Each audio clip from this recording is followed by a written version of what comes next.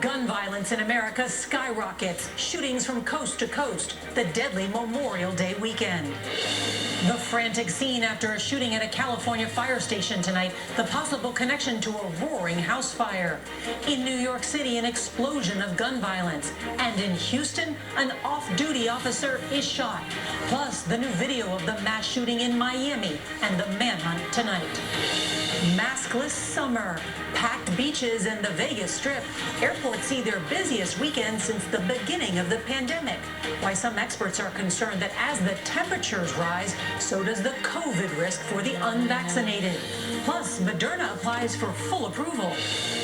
World's largest meat producer hacked. What does it mean for your grocery bill? And who the White House blames for the cyber attack. The Tulsa race massacre.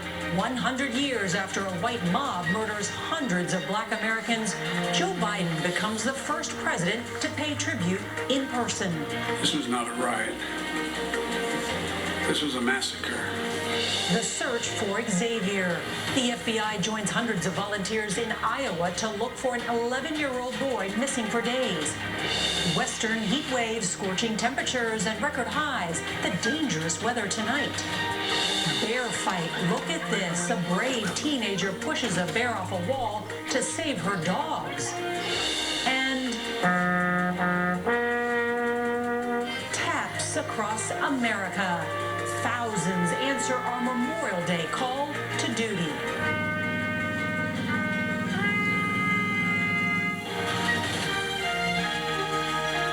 This is the CBS Evening News with Nora O'Donnell, reporting from the nation's capital.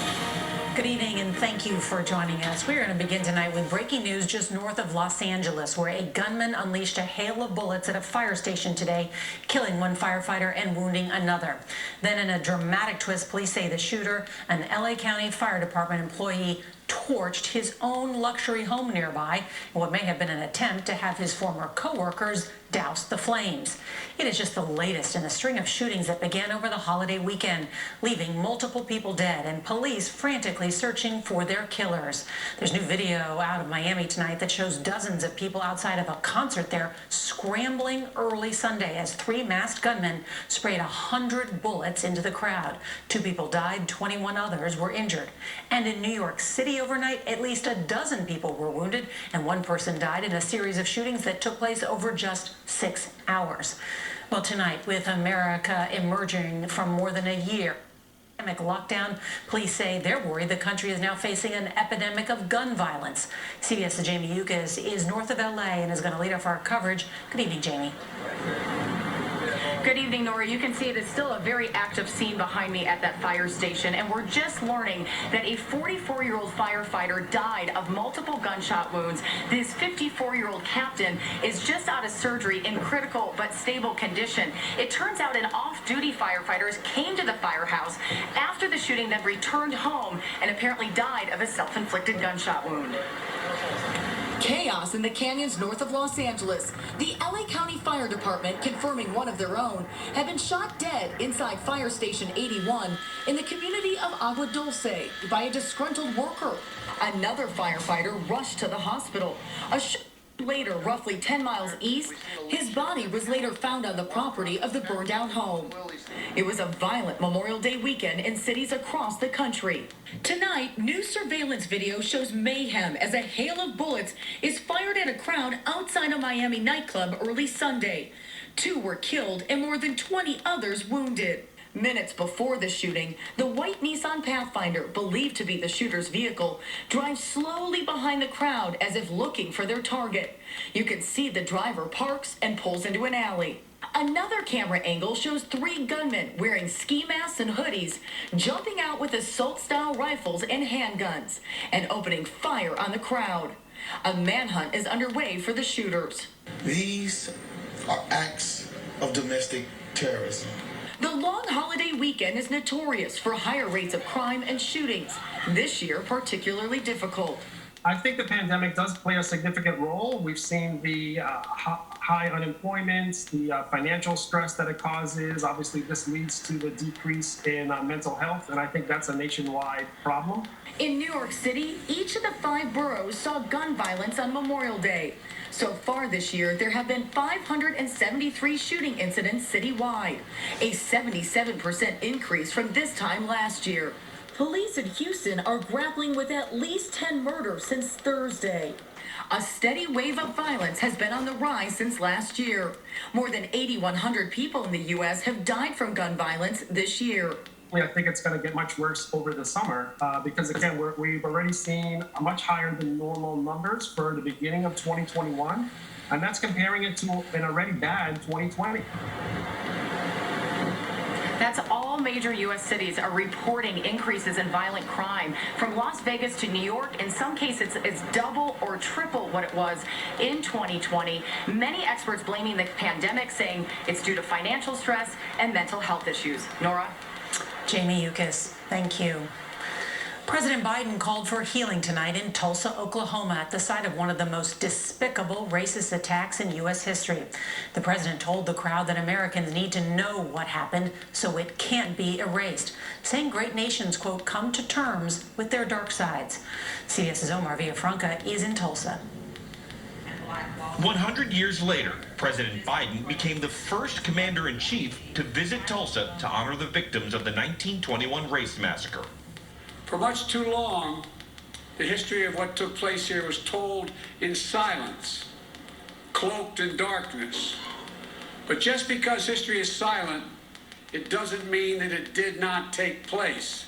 Only with truth can come healing and justice and repair. The president met privately with the 3 known remaining survivors, all centenarians, including 107-year-old Viola Fletcher, who still remembers the terror of the massacre. People running and screaming, and you could hear guns shooting and hear airplanes flying over. 100 years ago, a white mob killed an estimated 300 black Tulsa residents and burned down more than 30 blocks of black-owned homes and businesses in the Greenwood district. Hell was unleashed. Literal hell was unleashed. In the aftermath, no one was ever criminally charged, and insurance was never paid out to black residents for the damage. We do ourselves no favors by pretending none of this ever happened. Or it doesn't impact us today, because it does still impact us today. While in Tulsa, the president proposed new funding to increase home ownership among African Americans and to help minority small businesses and entrepreneurs. Reverend Robert Turner's Vernon AME Church was burned in the massacre. 100 years later, Turner says the president's plan should just be a start. I don't believe that America is broken. I believe we're just not finished. And it's up to us to finish the work and to finish the task of bringing justice.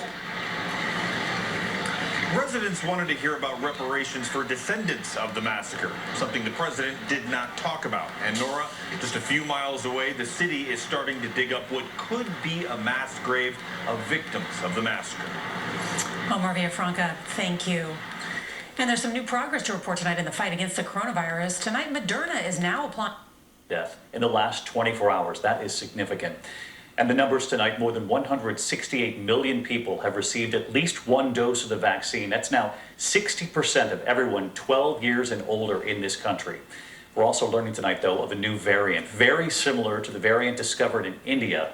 And what we know so far tonight, here's ABC's Eva Pilgrim now.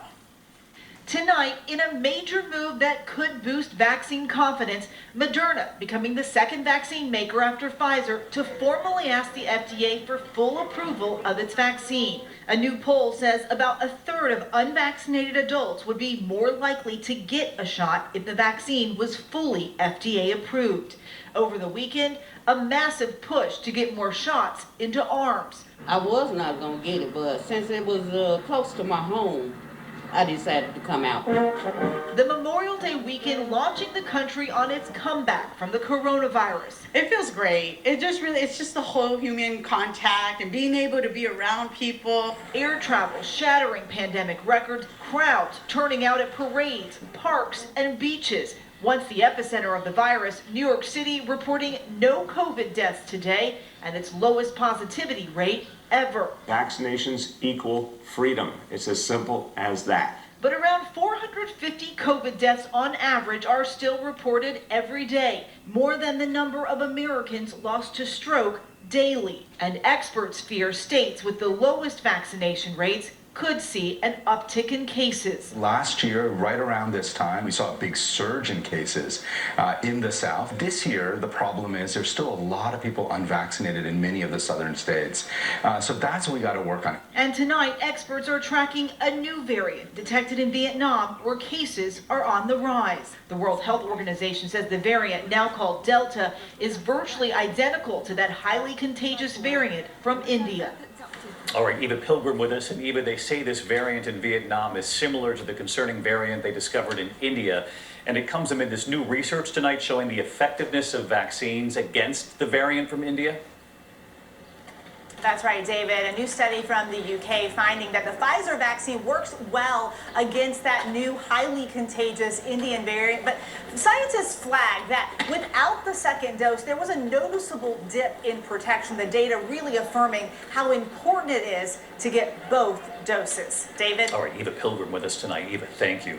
We turn next tonight to a new cyber attack, this time affecting the U.S. meat supply. First, it was the cyber attack on the Colonial Pipeline, affecting gas prices in the U.S. Well, now tonight, the newest attack, targeting one of the largest meat producers in the U.S. Several plants forced to shut down tonight. The attack, it's believed, again, based in Russia. And how soon before we see prices affected at the grocery store? Here's our Chief Justice correspondent, Pierre Thomas now. Tonight, American consumers facing yet another cyber attack that could potentially impact everyday life. JBS, the country's largest meat producer, shutting down at least 4 plants here in the U.S. and others in Canada and Australia. Thousands of workers impacted. JBS calling it a ransomware attack on the company's computer servers with origins in Russia. I don't think we've seen a period of this kind of sort of high-intensity cyber operations from Russian soil directed against a variety of different U.S. targets, arguably ever. The attack comes on the heels of the Colonial Pipeline hack, which led the company to shut down the causing thousands of gas stations in the Southeast to close, and SolarWinds, which impacted scores of federal agencies and Fortune 500 companies. With the president expected to meet Putin in the coming weeks, the White House acknowledging today hacking looms as a major issue. The White House is engaging directly with the Russian government on this matter and delivering the message that responsible states do not harbor ransomware criminals. It's unclear exactly how much money the hackers are requesting from JBS or whether the company will pay millions like Colonial Pipeline did. And Pierre Thomas with us tonight as well. And Pierre, we saw it with the Colonial Pipeline, the almost immediate impact on gas prices. And of course, now the question tonight, how soon before we could see this affect meat prices in the U.S.? David, right now between Mother's Day and the 4th of July is a peak time for beef consumption. And financial experts say the length of this shutdown will determine how much prices might go up and whether there are any shortages. David? All right, Pierre Thomas live in Washington. Thank you, Pierre. We are learning more tonight about a deadly shooting at a fire station in California. Yeah, no, I'm not surprised what these guys do, is whether it's this shooting or our shooting on Friday in Wynwood where 7 were shot and 1 person died, is that they'll go into hiding. But in this region, we're all working very closely together to deal with this uptick in violent crime, and I'm confident that we will see arrests in both of our mass shootings over the weekend in the Miami-Dade area. I hope so. What's your message to people out there, Chief, who know who did this yet are keeping quiet right now? Well, look, first of all, if you're harboring these fugitives in any of these shootings that we had over the weekend, you're committing a crime and you're looking potentially at prison time. Not to mention the fact that you assume at times that these things can be gang related, can be targeted in these shootings here in our area in the last weekend, and you don't want to end up being a victim. And so we need people with information to come forward on any of the crimes that we've experienced in the greater Miami area in the last 3 or 4 days, because we're not giving up. And I can tell you, I'm working very closely with the director of Miami-Dade, Freddie Ramirez, We've talked several times. Our investigators are talking. We're connecting all the dots, and it's a matter of time before we catch these bad guys. We're showing our viewers, by the way, Chief, on the side of the screen, America's gun violence epidemic this year so far. In the first 5 months of this year here in the United States, take a look at this: 241 mass shootings, 274 people killed, 990 people injured. You yourself say this is going to be, in your words, a long, hot, bloody summer if something isn't done about gun violence here in the U.S. What needs to be done to stop even more lives from being lost to this senseless gun violence? Well, I think first we need to get our courts up and running across the country. I had a really good meeting last week with the judges here in Dade County. They were very accommodating, very helpful. But I can tell you, as I talk to my colleagues across the country, too many of the court systems are just at a standstill. I think the president, the Congress, governors, we've got to get our court systems up and running, and we've got to start holding these bad guys accountable. Secondly, when felons are caught with guns, when they're caught with firearms, they are not allowed to have them. They have got to understand, and they have to face prison time, and they have to be given prison time, because these fatalistic mindset of these gangbangers, they don't care about dying, but they fear prison. And we've got to have some teeth into our laws when we catch these guys with firearms, and not wait till they kill somebody or shoot people, indiscriminately shoot into a crowd, which is what's happening too often across the country. Yeah, there is a gun violence epidemic here in our country right now. The Miami Police Chief, Art Acevedo, thanks for all you are doing. Thanks for joining us. Thank you. Come. She's safe. The GOP now has become. That's the direction they have simply chosen to follow. Yeah, and you mentioned the platform history, which is instructive. We dug this up here for the convo. June 10th, Republican National Committee announced for the first time since its founding before the Civil War, the party would not draft a new platform. They said they were just carrying over 2016, and it was discussed at the time by the, again, Republican-friendly Wall Street Journal as a symbolization of Trump's takeover of the party. It was also, to your point, Che, a time where you have power. So a president with power can put just about anything in the platform, and right. Yet the complete lack of interest in doing so tells us what? Well, it tells us that Trumpism is basically to avoid any kind of really intelligent policy positions, but try to win on cultural, tribal, battleground terms. I mean, if you think about it, Trump's policies were always nonsense. You know, whether it was having Mexico build the wall, having universal health care that was going to be more comprehensive and cheaper somehow than the ACA. There was not a single page of policy details to support any of his claims on policy. But it didn't matter to 90% of Republicans, and he still won anyway, which is why the GOP simply has decided to follow this path. They know that they can still win by simply appealing to culture and tribalism and not having to worry about policy. Look, let me give you a movie analogy. At the end of a very great movie, 8 Mile, Eminem, after winning the rap battle, talks to his friends. His friends say, let's go and party. He says, no, I'm going to go to the factory and work. The GOP are the friends who have decided to go and party. The Democratic Party is like Eminem. We're going to the policy factory, working to create policies to help working class Americans. The problem is, in this particular movie, the guys who decide to go and party can be rewarded equally, if not more, than the guy who decided to go and work in the factory. That, I think, is the problem and the tragedy of all this. You may be one of the first beat guests to bring in Eminem as a narrative plot device in film rather than for the bars. It also ends, of course, with him winning the battle by admitting all the worst things about himself and telling them, here, tell these people something they don't know about me. As we go through this stage of politics, there's not much else we don't know, whether it's Mike Flynn owning himself on the mic or some of these other things where people are really revealing the level of autocracy that they actually support. Che Komanduri, always full of surprises. Thanks for coming back on the beat. Thank you, Ari.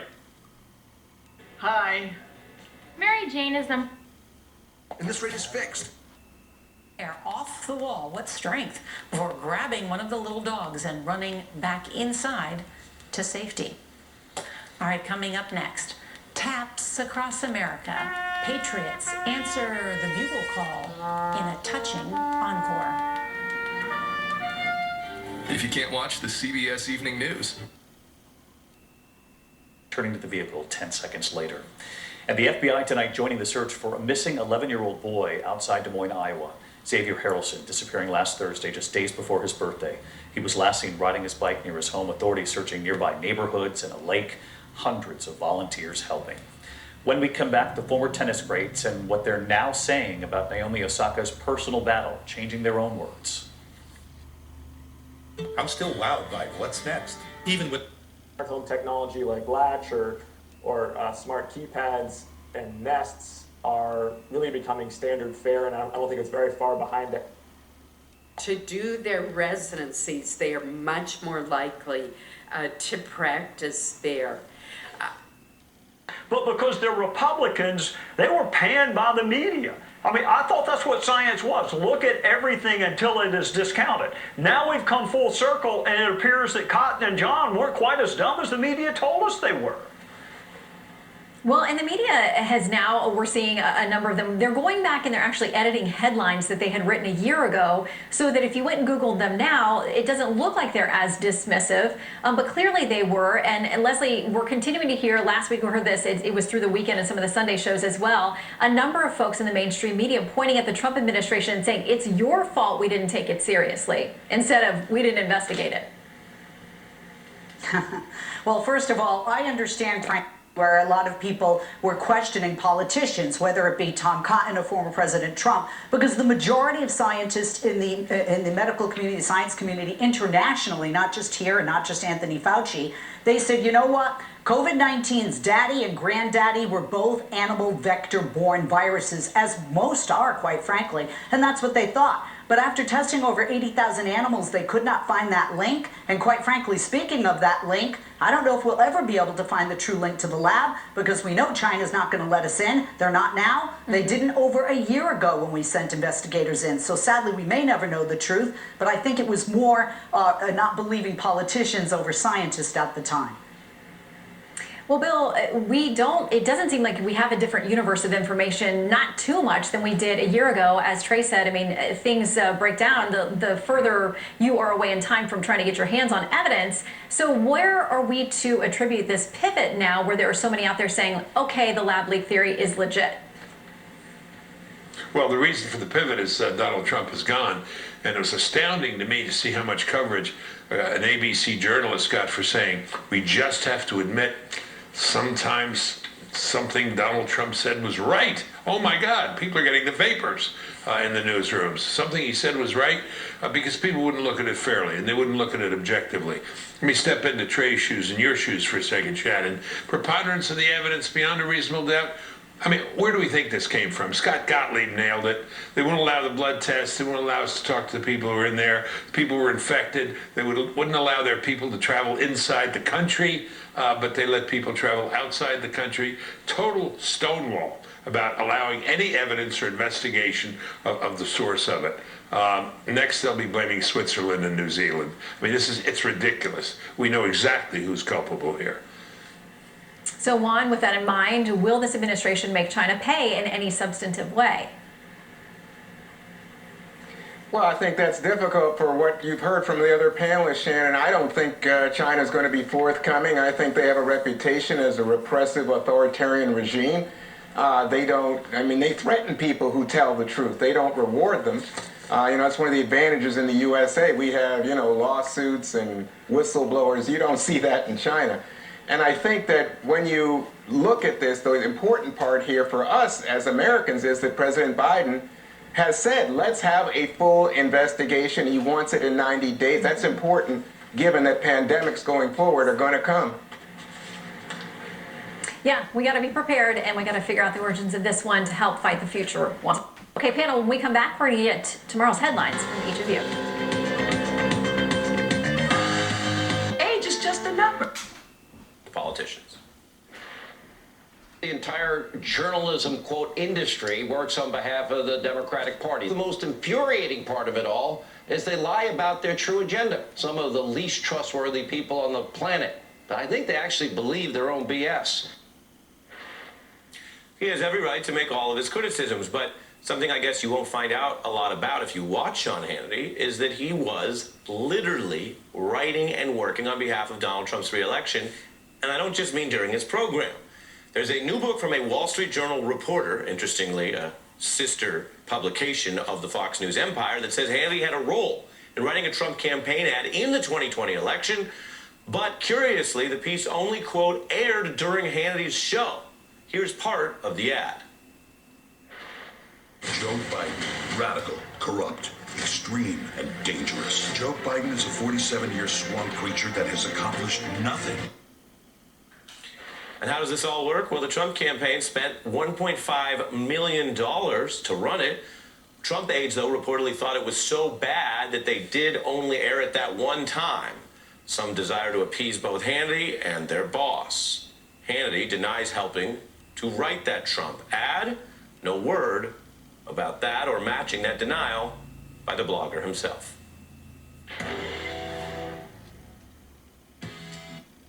Visibly firmer skin in just 4. Taking Ibrance. Ibrance with an aromatase inhibitor is for postmenopausal. $28. This year, it's just over $40, and there's a reason those prices vary from station to station. IT reporter Beth Warden takes a closer look at that coming up on Dakota News Now at 6 over on KSFY. Tyler, nice and warm for us, and then we're talking about humidity later, possibly making a little factor. Yeah, and even tomorrow, still not looking too bad temperature-wise. I mean, we'll get back to the low 80s, approaching even the mid-80s in the western part of the state, but already by Thursday, we start to see the return of the upper 80s, some lower 90s. Temperatures are going to continue to rise from there. All of us by Saturday in the 90s, even approaching the triple digits in northern South Dakota. Ooh, that time of the year where I have to shower about 18 times a day. Thank you, Tyler. Appreciate you joining us here on KDLT. Lester Holt will be next on NBC 9 News. Yeah, your sweat has sweat. Good night now from Courthouse Square. Why do you work at Arby's? From Fidelity. Tonight, Mike Tyson, the stunning finale on ABC. The painful chapter in Tulsa 100 years ago tonight, and the families who now hope by acknowledging it, we can move forward together. Steve Osensami from Tulsa. When the memorials tonight come to an end in Tulsa, and when the last prayers are sent up this evening for the hundreds of black victims who were murdered here 100 years ago, the survivors and their families hope that America doesn't just move on. What is it you want me to not forget to tell America when we do this? That this is not just ancient history. Joy McConaughey is the granddaughter of Eldoris McConaughey, who survived the racist attack when she ran for her life and hid in a chicken coop. Airplanes above us, the bullets raining down all around us. All I could see was black rolling smoke down south and the people going north. Where the fires burned, they're now building a new $20 million history center. We're standing right where the entry doors will be. This will be the entry. This will be the entry. But Ms. Joy says that a new museum doesn't really help the next generation or help black businesses afford to stay in the neighborhood. She feels the young people here would have been better served by a new training center that would have given them the job skills to help build the new museum. You don't like the word reparations? No, sir. You prefer the word? Love offering. Love offering. Have a love offering. The families want America to know that none of this is over and that the healing starts with telling the truth. Until you tell the truth, until you're honest with your past, you can't go forward. And that's what we want all of America to know. We want you to come here, look at the past, look at this history, but be inspired to where we can go from here together. That's what we really want people to see and know. Steve Osensami, thank you. Our documentary, Tulsa's Buried Truth, on Hulu. Good night.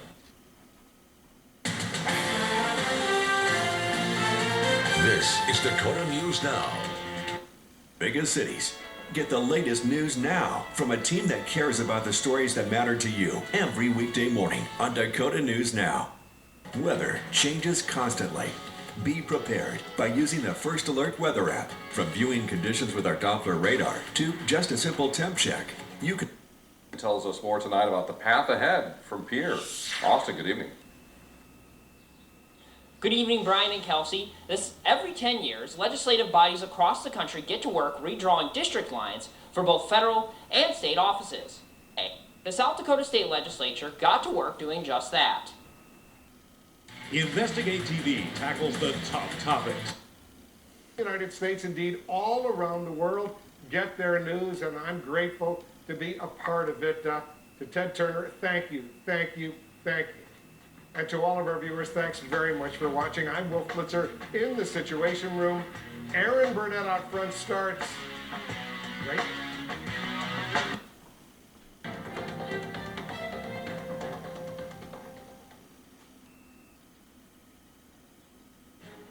Tonight, the major cyber attack on America's food supply and how it could fuel a new surge in prices at the supermarket. The FBI joining the investigation into the ransomware attack on the world's largest meat supplier. 6 plants in the U.S. shut down, where the White House now believes the attack was launched from. President Biden marking 100 years since the worst act of racial violence in the nation's history. His private meeting with survivors of the Tulsa race massacre and his new call to action. America's comeback from COVID, Memorial Day shattering pandemic travel records. But before you book your summer vacation, how to avoid skyrocketing prices. The biggest changes to Catholic law in 4 decades, Pope Francis cracking down on sexual abuse. Our rare access with agents patrolling the southern border, plus the father and son we encountered on a dangerous 20-day journey and where they are tonight. The show of support for Naomi Osaka after her stunning withdrawal from the French Open. The message from top rival Serena Williams. And the wild backyard standoff, the teen leaping into action to fight off a bear. This is NBC Nightly News with Lester Holt. Good evening, I'm Peter Alexander in for Lester. Tonight, another stunning cyber attack. What appear to be Russian criminals again targeting a major American company. This time, the world's biggest meat producer, abruptly bringing much of its operation here to a halt. The White House delivering a new warning directly to Russia tonight, ahead of President Biden's meeting with Vladimir Putin. It all comes after a similar attack forced an extended shutdown of one of America's largest gas pipelines. And now there are fears that this latest attack could send high food prices climbing even higher. We begin with Tom Costello. It's another... Strange. Here is the driver's license. The car was found submerged in a creek in 2014, and authorities now believe the girls died in that crash. And I think about Pamela Jackson's dad, who died, I think he was 102, and he died 5 days before their car was found. It's just really sad that all of those parents went to their grave never knowing what happened to their girls. Weevick, who is a huge fan of true crime shows herself, understands the fascination and needing to know. Death is fascinating. Death is interesting. It's compelling. People want to know what happened. Coming up, we begin our first investigation into who killed Alicia Hummel near Vermilion on this day in 2015. Alicia went to the Myron Grove boat dock along the Missouri River to fish, but was brutally murdered shortly after arriving. We uncover evidence in the case that has never been made public before and find out what it will take to catch her killer. We see long-time cold cases are cleared often by DNA evidence. We hope maybe we'd get a break like that. KELO investigates murder at Myron Grove tonight at 10. Thank you, Angela. Alicia Hummel's death isn't the only mystery we're looking into this month. We've just posted a KELOLAND.com original report on the unsolved murder of Arden Anderson. In 1983, someone attacked him at a rest stop on Highway 12 near Webster. Decades later, his death remains a mystery. But some people in the area have theories on what may have happened and why he was targeted. A KELOLAND news anchor, Don Jorgensen, and his wife were taken to the hospital after their motorcycle and an SUV collided this weekend. The crash happened Monday afternoon at 69th Street and Western Avenue on the south side of Sioux Falls. Police say the SUV turned in front of the motorcycle, causing the collision. The SUV driver was ticketed for a left turn violation. Don says while they will both be okay, it's going to take some time to heal from their injuries. He wants to thank the many viewers who've reached out to wish them well in their recovery. We wish them well, too. you. Sioux Falls police are trying to figure out who left flyers in someone's yard promoting the KKK. Investigators say residents at a central Sioux Falls home found 15 to 20 flyers in their yard. Police say they aren't sure if this house was specifically targeted. There's surveillance video that helps. Maybe we'll be able to get some usable images to try to identify the suspect or person and figure out what they were doing or why they were doing it. Clemens says similar KKK flyers have occasionally popped up in other Sioux Falls neighborhoods this year, including August of 2018 in the southeast part of town. A 44-year-old Minnesota man is behind bars accused of having sexual contact with a person who could not give their consent. Police say a group was in a motel room. However, the 22-year-old victim and the suspect, Jared Erdman, were eventually left alone. Investigators say the victim was intoxicated as Erdman tried to take off her clothes. The victim told Erdman no and was able to fight him off. Police say the victim and the suspect did not know each other. Well, turning to weather, it was a beautiful Memorial Day to get outside today. Even better out there, Jay. Yeah, and we are really turning up the heat later this week, Bridget. We have no rain in the forecast through Sunday. It's going to be dry as well as warm. Right now, we're seeing the end of what's been a delightful day. 82 degrees in Falls Park, just a few cumulus clouds out there. And Aberdeen, the clouds are a little thicker, and they're to that. She had her attorneys argue in court this spring that, quote, reasonable people would not accept any of her statements as fact. And yet there she is, putting out this stuff again, peddling this BS. There's no other word for that kind of stuff, that commentary. Because the problem is that right now, plenty of people actually do believe what people like Powell and Flynn are saying about reinstating Trump and military coups. Just listen to some of Trump's supporters who spoke to Ardonio Sullivan. What's going on in Miramar right now? What's going on in Miramar right now? Yeah. What happened? The government took over during the election, correct? Yeah, because it was a false election. So... And they took over, and that's what happened. The military took over. That could possibly happen here, possibly. If the military is in control. That's what they're working towards. Would you think that's what could happen? That's what I think. Would you like to see it happen? Absolutely. I would like to see it happen. Really? Yes. You know why? Because the election was stolen from us. This whole thing with Biden is just, he's like a puppet president. The military is in charge. It's going to be like Myanmar. What's happening in Myanmar? The military is doing their own investigation, and at the right time, they're going to be restoring the republic with Trump as president. That wouldn't be restoring the republic. It would be a military coup. What's happening in Myanmar is the military ousted the government. That's what some of Trump's supporters want to see. A coup? Thousands detained, people dead. On January 6th, we saw an armed insurrection. Those were Trump supporters.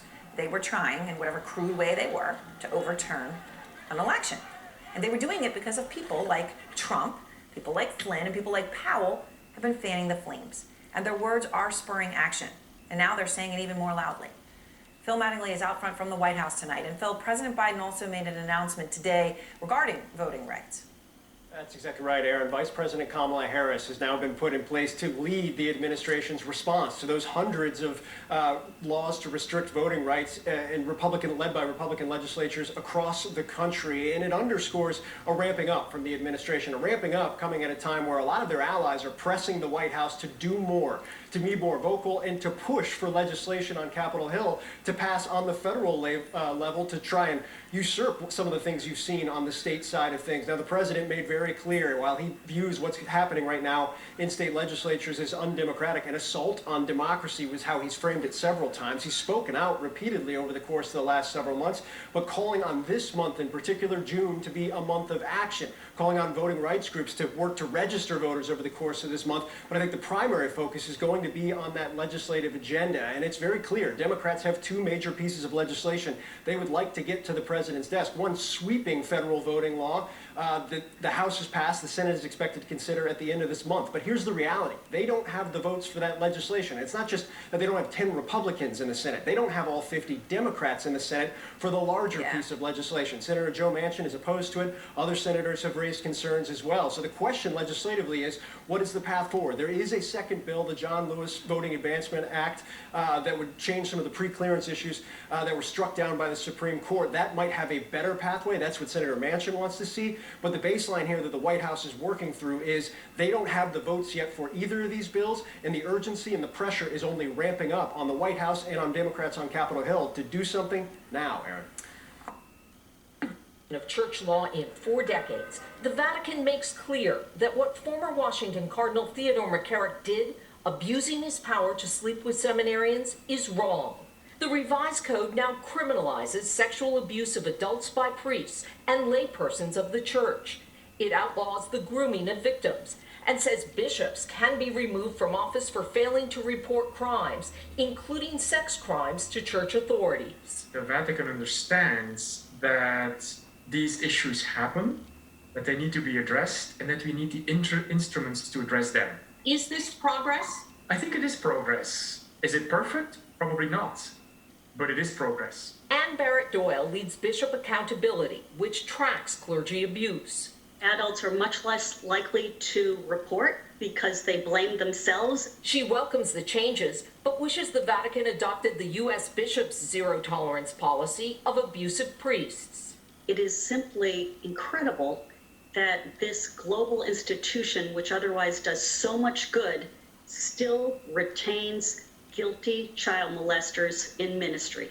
These changes to make church law more effective and efficient won't happen immediately. They take effect December 8th. Peter? Ann Thompson, thank you. Now to the dramatic new video from outside a Miami concert when gunfire sent people desperately scrambling for safety. Tonight, the manhunt for the gunman intensifies. Our Sam Brock is in Miami.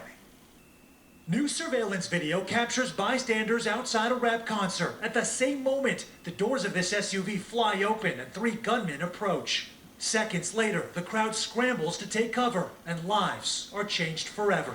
Nearly 3 days after this Miami mass shooting, the crime conveying the heavy loss of 23 people shot.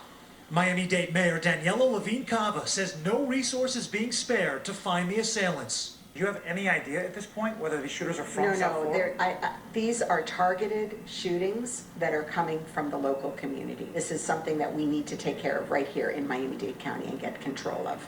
An all-out manhunt as investigators uncovered the stolen SUV used by the shooters in a Miami canal Monday. The massacre, just the largest scale tragedy in a week of non-stop violence in Miami.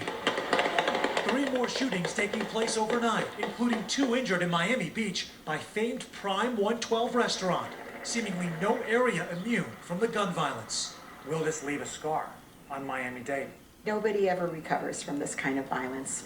All we can do is make sure that we make the pledge and do what we can to make sure it never happens again. A pledge to do better, with lives depending on it. Sam Brock, NBC News, Miami. Now to the crisis at the border. One of the biggest. He's just mentioned, believed to have widened last year during the pandemic, and it exists among all levels of education. We explore this now in the President's initiatives with William Darity. He's a professor of economics and African American studies at Duke University. He has long studied and written about this. Professor Darity, very good to see you. Thank you so much for joining us. We know what happened in Tulsa 100 years ago, horrible in human terms. What about in economic terms? What did it mean over time, not only for the people of Tulsa, but more broadly for Black Americans across this nation? So it's been estimated that the property losses, apart from the casualties and death, the property losses are estimated at a present value of in excess of $600 million today. And the implications across time have to do with the deprivation of resources for multiple generations. Tulsa's only one example, or one instance of this type of atrocity. There were upwards of 100 massacres of this type that took place in the United States from the end of the Civil War into the 1940s, which had tremendous implications for the capacity of previous generations of Black Americans to provide resources for subsequent generations. And you've done, a lot of thinking, a lot of writing about what is due. Not only the individuals who experienced these massacres, riots across the country, but to Black Americans across time. And what What in general do you believe is owed? So I believe that the difference in wealth between black and white Americans best captures the cumulative intergenerational effects of all of these atrocities, including the fact that at the very end of the Civil War, black Americans were promised 40-acre land grants that were never delivered. And so if we look over time, the black-white wealth gap is a consequence of what has occurred over multiple generations, and it captures the disadvantage that has accumulated for current generations. And it amounts to $840,900 on average between a black and white household. Another way to think about this is black Americans who have ancestors who were enslaved in the United States constitute about 12% of the nation's population, but possess less than 2% of the nation's wealth. So if we're going to close that gap, it would require us to make a national expenditure in excess of $11 trillion.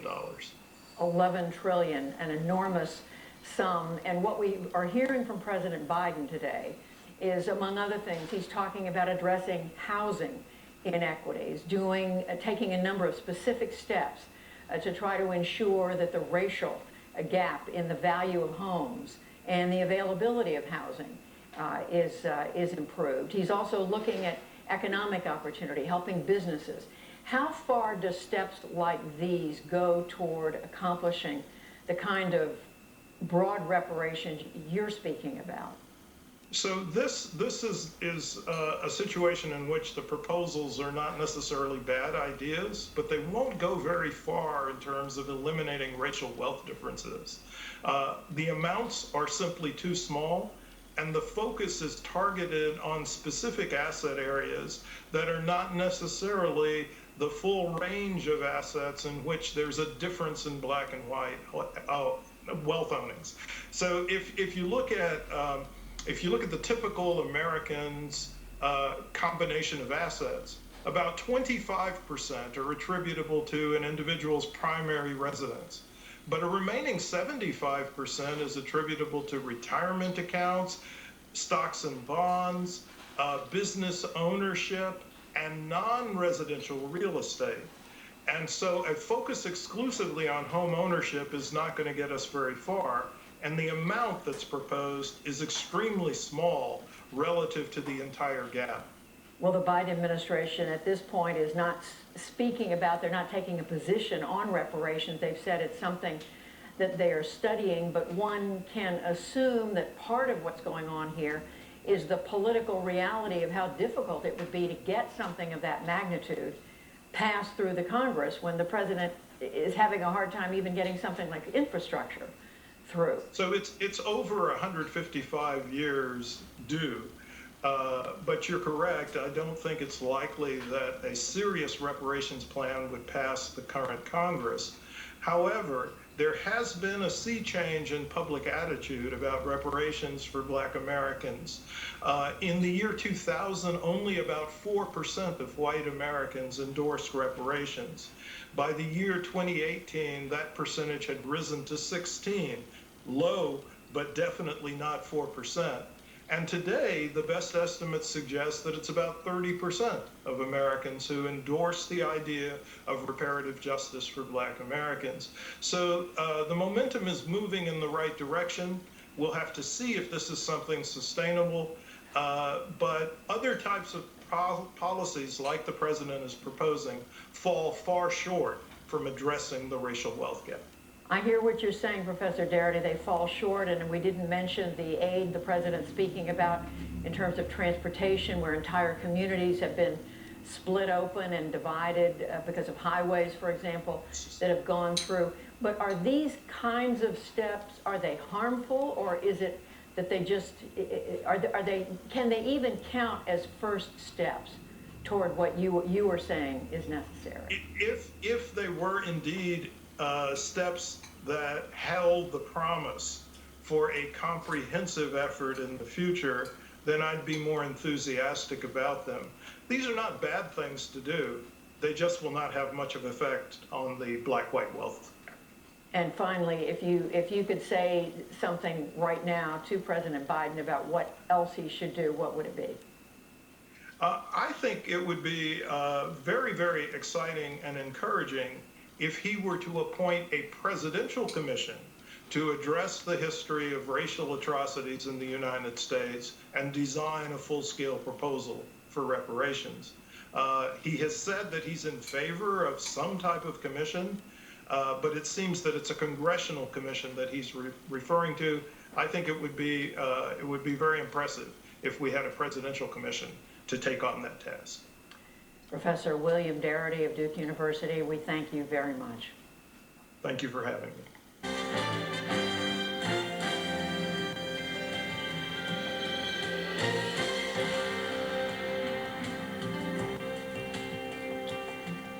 Secretary.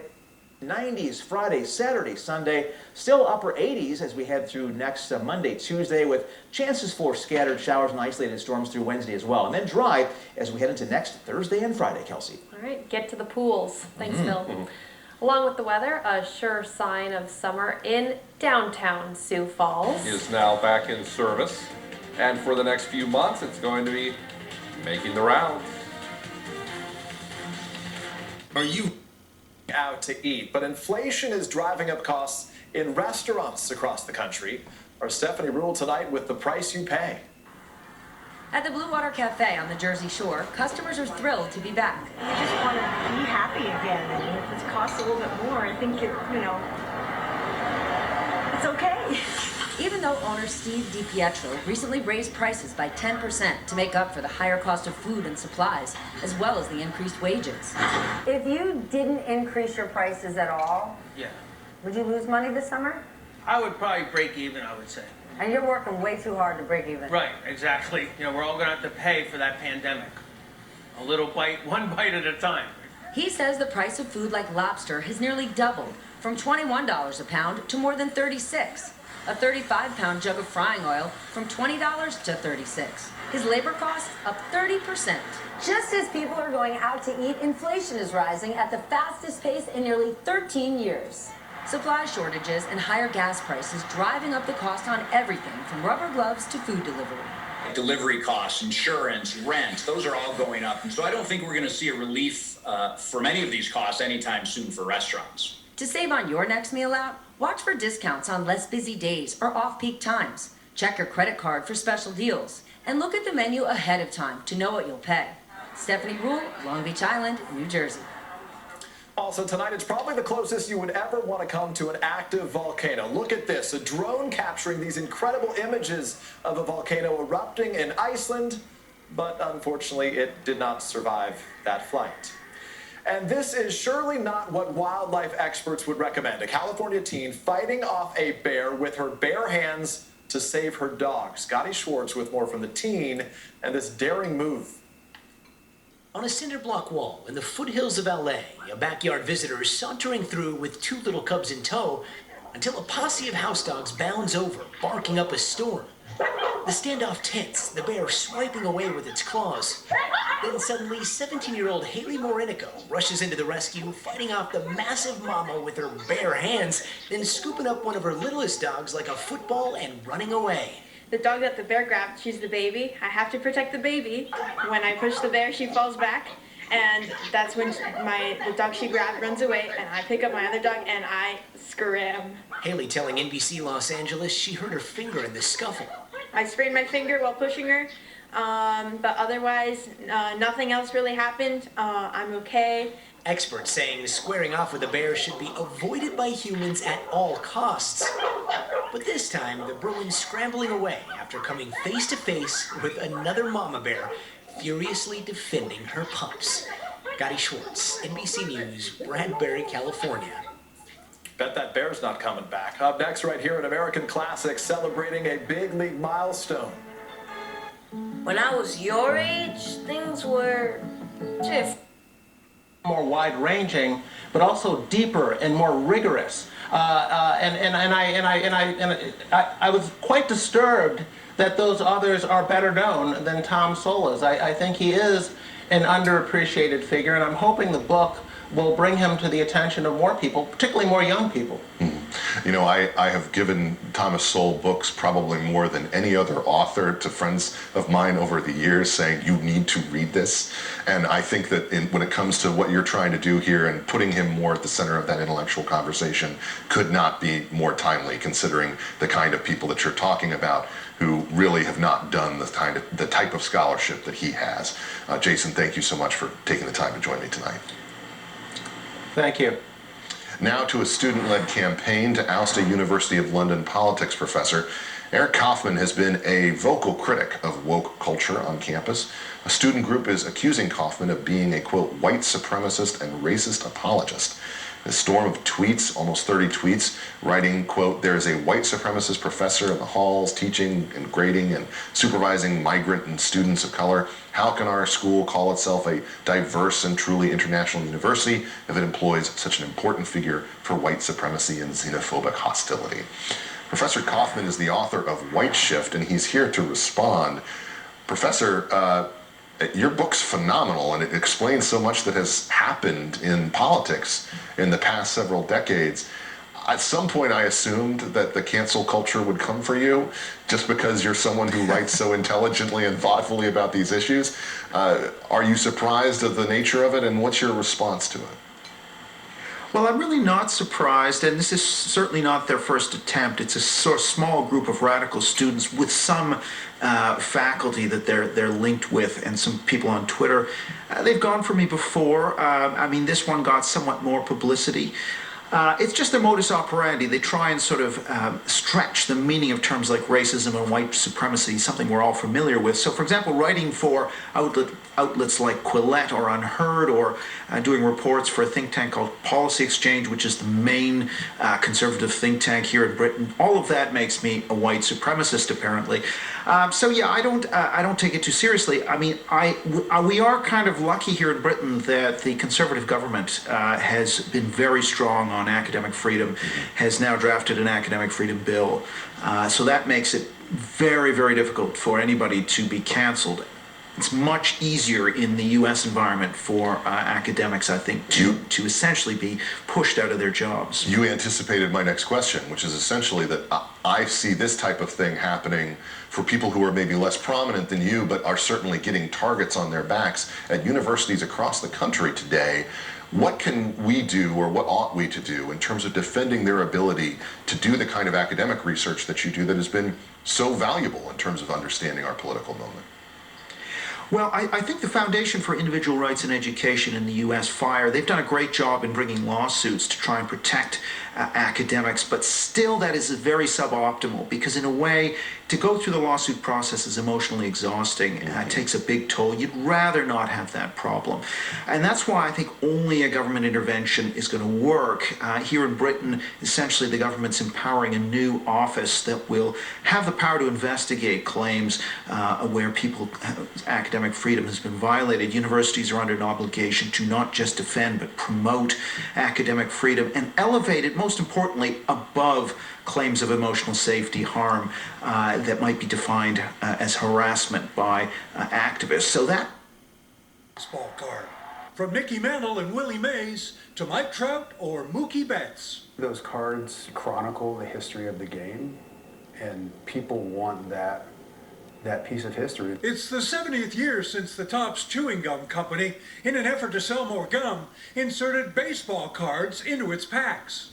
Story goes the cards at first were a dud, so they were all dumped in the ocean, including thousands of Mickey Mantle rookie cards. Just this year, a mint Topps Mickey Mantle sold for a record $5.2 million. But it's for the memories, not the money, that Topps has stuck around. So many of our collectors remember their earliest days of collecting, and it's not who I collected or what is still in my collection, but it's I opened up a pack of cards with my dad. And every time you open up a pack, you turn into a kid. That's exactly it. Hi guys. 11-year-old Chicagoan Nathan Massell has his own card collecting YouTube channel. Top Series 1. From peanuts and Cracker Jacks to a fresh pack of cards. Open up a pack of memories. Open up a pack of memories. Some things in life are timeless. Kevin Tibbles, NBC News, New York. Anyone have a Javi Baez rookie card? That's NBC Nightly News for this Tuesday. We appreciate your watching. I'm Peter Alexander. For all of us here at NBC News, have a good night.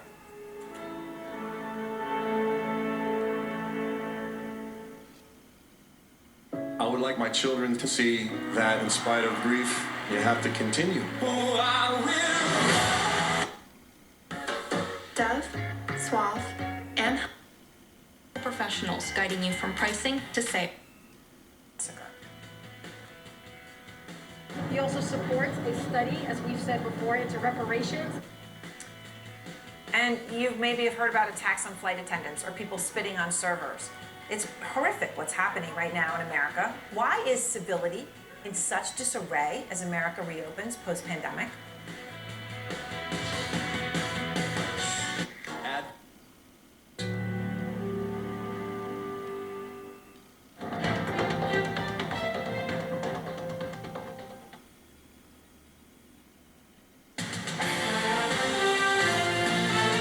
This is Dakota News Now. We've got 6:30 here on KDLT. Good evening, everyone. I'm Sam Wright. And I'm Kelsey Passel. Thanks for joining us. If you have filled your gas tank lately, you may have noticed the climbing prices. I-Team investigator Beth Warden explains why prices have been rising and what to expect next. Sam and Kelsey, AAA says filling an average size tank last year at this time cost about $28, while this year is just over $40. Today we talk to experts about what the tipping point is that could really cause concern and simple things that you can do right now to save money at the pump. When customers look through the lot at Schulte Subaru, one of the many details they look for is the miles per gallon. General Manager Jason Hansen says the recent gas price increase hasn't changed what type of vehicle they want to buy. Obviously they were lower last year, but I feel like that was an anomaly. It was so cheap. So nobody seems to be really concerned with it. Although gas is $1 more per gallon than last year, it was not nearly as dramatic as the economic downturn in 2008. You saw people trading in Yukons and Denali's and buying just these little gas cars. Gas prices are going up in part because of demand, according to GasBuddy.com's Patrick DeHaan.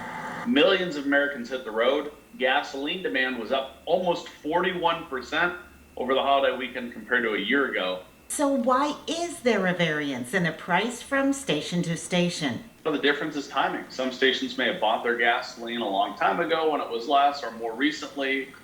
They could be in more competitive areas. They may be blending it with ethanol. They may be getting it from a different supplier. Other factors that could change the price across the region are different tax rates and if competitors are close by. So how can you save? DeHaan says download the station's app for more discounts. Doing your research online can help. If you're getting close to crossing into another state, it's always advantageous to shop around, see if the low prices are where you are, or see if the low prices are down the road. So is the cheapest gas the best gas? I mean, all gasoline has to meet federal requirements for additives. And if it's me, I'll probably just choose the lowest price option at a station that looks reasonable. Even though we're paying more than last year, Schulte manager Jeremy Griffith says no one seems to be in a panic. I think $4 gas is where people are going to start really getting nervous. I think, right now in that $2 and $3 price range, I think that's still kind of normal gas prices. We were just really lucky for a year to get down to that $2. And the breakdown in cost shows how much local stations pay to bring gas to their pumps and then supply it to you. Nearly half of the price is for the purchase of the crude oil. After refining and taxes, there's only between 14 and 22% to have it distributed and marketed. Prices are expected to reach $3 per gallon by the end of the year. All right, thank you very much, Beth. Time now for our first look at our forecast with meteorologist Tyler Roney. Tyler, pretty nice day out there for most of us. Really is, Kelsey and Sam. Not too bad of a night whatsoever. We have And they were looking for human beings, and God knows what they would have done if they got those human beings, including Mike Pence, Mr. Vice President. They were looking for you. And they were looking for the speaker. And they were looking to do what with? Were they going to tar and feather them? Were they going to kill them? Were they going to make fun of them? What were they going to do? They were looking for him, and it was the police officers in the end and the staff people that got them out of danger. And I'm telling you, that's a scary thing. And then I hear about a high-ranking general who took the oath of this Constitution talking about, I don't know when he's going to explain himself. I don't know how to explain using the word should in the same preposition with military coup. What are you talking about? And they were cheering what they thought he meant and what he probably did mean. And this is what's really scary. Nobody was shocked by what Michael Flynn said the other day. Nobody was shocked. This is a continuum. And one advantage of being away from daily television, being on it, and having to talk every day about what happened that day, like I was in the Peace Corps in Africa, you see a pattern developing. I'm in the Peace Corps in Africa, and I'm watching the bitterness grow at home against the Vietnam War. You can sense it by catching the dots on the screen. What are the dots on the screen in the last several months? Well, you had a president who started with, who said a previous president was an illegal immigrant. He was not president. He couldn't be. He was here illegally. He snuck in the country. An absurd, awful, racist comment. And then you have a president, former president now, thankfully, who calls this president illegal, who says he's not president. He's got 2/3 of the Republican Party, the party of Lincoln, saying that Joe Biden's not president. It has gotten to be worse, and it's worse. And they go from relying on the Electoral College because they can't get a popular vote. They lost the popular vote in 16 by almost 4 million. They lost it again in 20. They think it's cute to win by the Electoral College. Of course, it's constitutional, but now they don't even believe in the Electoral College. Trump doesn't even believe he lost in the Electoral College. You know, democracy, as Jefferson taught us, with all Jefferson's faults, slavery and the rest, he did give us, all men are created equal. He did give us a goal, ironically, a goal. And this crowd doesn't understand democracy. If you ask the average Republican who likes Trump, do you really want the majority to rule in this country? Simple question. Including minorities, do you think the majority of American citizens should rule this country? A simple democratic vote question. Do you think they're going to say yes? No, they're going to say, let's reduce the number of minority voters. Let's reduce the number of young voters, too, while we're at it. And, you know, you've been in politics, and you've fought it more, as much as I have, despite being different ages. And I got to tell you, what was the biggest goal of our lives? Get out the vote. We were thrilled for people to vote. We begged them for months on this network, begged people for months before each election, get out and vote. Vote, vote. We said it to everybody. If you're whatever, you're a conservative, whatever, get out there and vote. We wanted everybody to vote. And then they voted and they said it doesn't count. In the 2020 election. It doesn't count. So our guy lost. And by the way, Trump knows he lost. He lost by 4 million votes. He lost the Electoral College. He lost in the same states he happened to squeak in. In 16, he lost Pennsylvania. He lost Wisconsin. He lost Michigan. I'm sorry, Mr. President. You're not Mr. President anymore. And you got to wake up. And, let me ask you this. You were talking about that Texas guy. I love this guy down there, Senator Chris. The thing is, Democrats have gotten to be better politicians. I mean, I got to tell you, I'm doing bragging right now. Like I did in the book. You know what I did when the Republican leader opposed our infrastructure bill back in 1982, right before an election? Well, he said it was a bunch of big spending, leaf-raking jobs, did the thing they always say. So I called up the chief engineer of his hometown, Peoria, Illinois. I asked the chief engineer, who happened to be a Democrat, which was my luck, and I said, give me the name of all the bridges below safety standards in that Republican leader's district, all the dangerous bridges. Give me all the dangerous. He gave me the list of the addresses, the names of the bridges. Tip O'Neill got down on the floor of the House and listed all the dangerous bridges in the home district of the Republican leader. And he was scared to hell. He went racing to the back of the farm. We won that vote. We won 26 seats in the next election. Why don't the Democrats go to Kentucky and count the bridges below safety standards? Well, Chris, hold on, because I don't think that here's the problem. I'm not sure that would work. I'm not sure that would work. And I do want to ask you about this, because when you talk about stuff like that and the way that you used to be able to achieve bipartisanship by cajoling people, you know, with infrastructure pressure or scaring people, it doesn't work anymore. This is the 1-year anniversary of Donald Trump holding up the Bible, pretending to be a Christian. Christians are completely impervious to it. People like Mitch McConnell don't care about bridges in Kentucky. What they care about is power for Mitch McConnell. So I wonder, would they can see the QAnon thing just like you can see it and I can see it. What do you think is happening with them and with people like Joe Manchin who are saying, we don't care, we just won't change? You've had more recent experience for this crowd, but I got to tell you, usually local politicians think all politics is local. And when they hear that the school bus at 3 o'clock this afternoon is going running across that dangerous bridge, they get some calls from the parents. And I do think that's how you get the people. You get them where they're at home, and then they say, this isn't about ideology or left versus right. Are you going to fix that damn bridge or not? Are you going to fix it? Because if anything happens to that bridge, it's your fault. So I think old politics does work sometimes if you get them. I don't know what the life of Kevin McCarthy embarrasses me. He embarrasses me because I think, having become leader, he is capable of leading, at least conceptually. But the great thing about Reagan, and this is an odd thing to say for me, and the great thing about Tip O'Neill is when they led, they led. And if they say, let's do this thing, let's fix Social Security for good, their people follow. Is Kevin McCarthy a leader or a follower? And I think that's a question. Why don't they pick leaders, the lead Republicans? It seems like a smart move, but they don't want to do it. To urinate, and you won't be getting up at night for so many bathroom trips. Dollars, right? I think that the president should use his bully pulpit to address that issue, because there are tribes who don't recognize their black freedmen. They have been kicked out of some of the tribes. And so there is a lot of work to be done to address this systemic and institutionalized racism that has taken place throughout this country.